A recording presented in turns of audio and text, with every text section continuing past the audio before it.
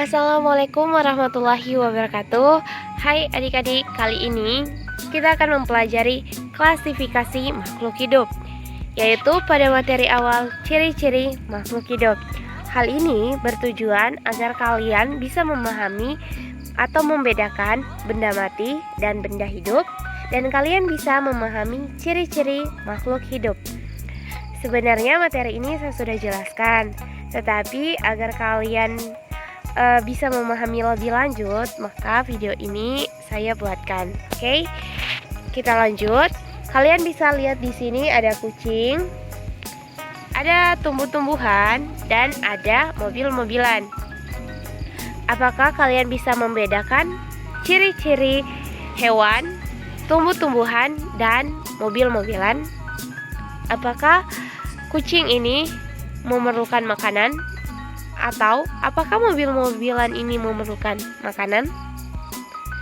Nah, untuk menjawab pertanyaan itu, kita akan belajar pada video kali ini. Perlu kalian ketahui bahwa di alam semesta ini kan luas. Nah, tetapi di alam semesta ini terbagi menjadi dua benda, yaitu makhluk hidup dan benda mati. Kalau makhluk hidup, yaitu manusia, hewan, dan tumbuh-tumbuhan. Kalau benda mati contohnya seperti mainan, buku, pulpen, meja, apalagi kursi, kayak begitu. Oke? Saya rasa kalian bisa membedakan. Kita lanjut, masuk ciri-ciri makhluk hidup. Ada yang tahu apa semua ciri-ciri makhluk hidup? Oke, di sini ada 7 ciri-ciri makhluk hidup. Antara lain, pertama bernafas, bergerak, memerlukan makan dan minum, tumbuh dan berkembang biak dan reproduksi, peka terhadap rangsang, dan beradaptasi. Oke, sudah? Kalian bisa tulis ini di buku kalian. Selanjutnya kita akan membahas satu persatu agar kalian lebih memahami contoh dan pengertian dari ciri-ciri makhluk hidup. Yang pertama, kita akan bahas tentang bernapas. Nah, bernapas itu adalah menghirup udara yang diantaranya itu mengandung oksigen atau O2 dan mengeluarkan karbon dioksida atau CO2. Nah, jadi kalian harus tahu bernapas itu apa, yaitu menghirup udara O2 dan mengeluarkan CO2. Kalian bisa lihat ini gambarnya. Kita lanjut, yaitu bergerak. Bergerak itu seperti berenang, berjalan, apalagi berlari. Nah, itu seperti contoh-contoh bergerak. Apa itu bergerak? Bergerak merupakan perubahan posisi tubuh baik secara aktif dan pasif. Gerak aktif adalah bergerak yang dapat dilakukan anggota tubuh dengan kekuatan sendiri. Kalau gerak pasif adalah bergerak yang dapat dilakukan dengan bantuan orang lain. Yang ketiga adalah memerlukan makan dan minum atau nutrisi.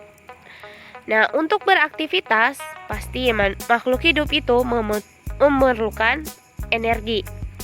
Nah, energi itu berasal dari makan dan minum. Jadi, kalau kalian banyak bergerak, pasti kalian itu merasa kelaparan atau kehausan karena energi kalian itu menurun. Makanya, untuk beraktivitas, kita membutuhkan makan dan minum. Tumbuhan juga makan dan minum, tetapi tumbuhan itu memperoleh makannya itu dari cara fotosintesis. Oke, kita lanjut. Yang keempat adalah tumbuh dan berkembang. Apa itu tumbuh? Tumbuh itu adalah bertambahnya jumlah volume dari jumlah zat. Nah, tumbuh itu dapat diukur dan tidak bisa kembali semula atau irreversible.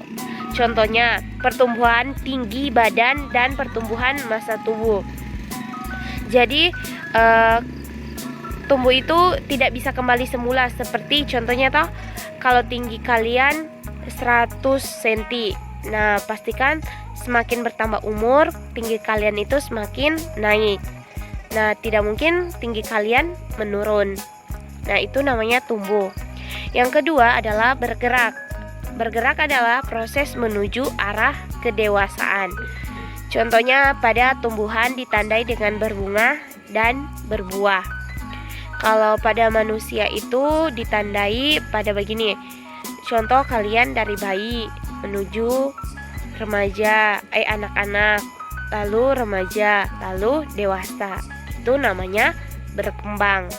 Oke, paham? Kita akan lanjut yang kelima, yaitu berkembang biak atau reproduksi. Berkembang biak atau reproduksi adalah kemampuan makhluk hidup untuk memperoleh keturunan.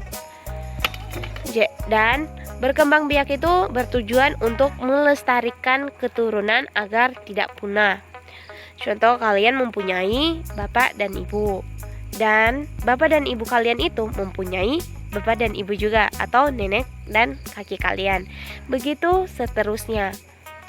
Hal itu bertujuan untuk melestarikan keturunan agar tidak punah. Kita lanjut. Yang keenam, peka terhadap rangsang.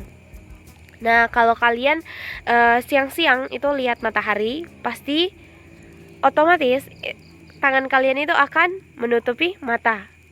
Karena kayak otomatis kalian itu akan peka terhadap rangsang yang diberikan oleh matahari.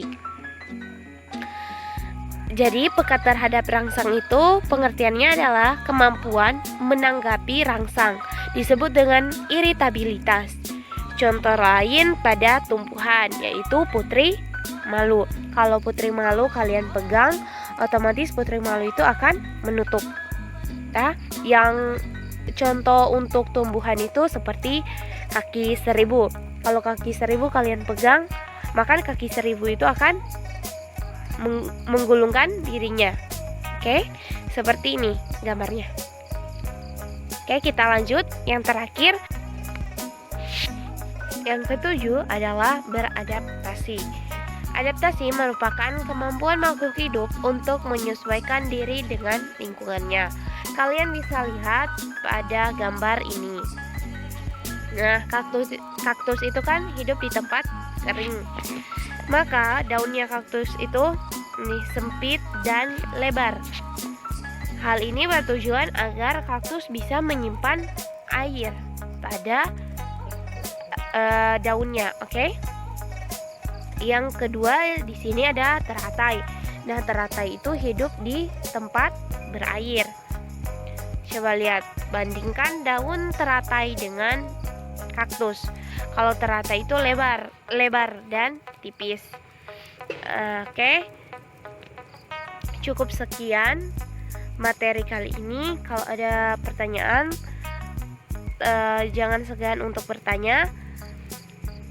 Oke, sekian dari saya. Wassalamualaikum warahmatullahi wabarakatuh.